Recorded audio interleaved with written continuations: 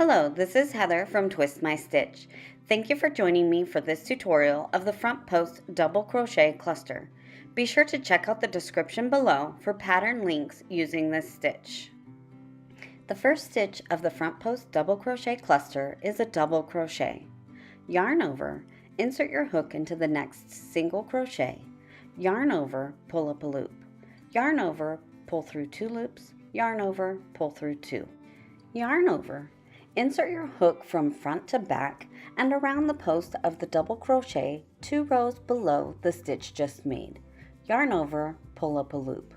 Yarn over, pull through 2 loops. 2 loops on your hook. Yarn over, insert your hook from front to back and around the post of the next double crochet 2 rows below. Yarn over, pull up a loop. Yarn over, pull through 2. 3 loops on your hook. Yarn over, insert your hook from front to back and around the post of the next double crochet 2 rows below. Yarn over, pull up a loop. Yarn over, pull through 2.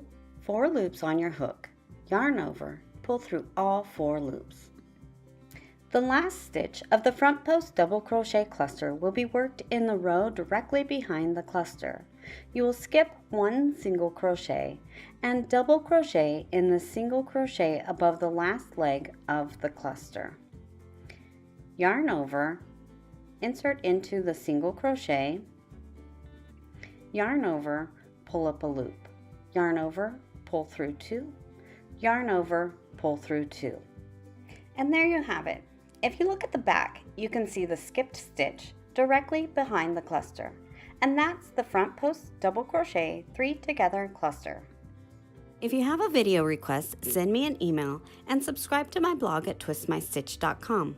You can also find me on Facebook and Instagram. Please give this video a like, subscribe to my channel, and click on that bell to get notified of future videos. Thank you for watching, and now go twist my stitch.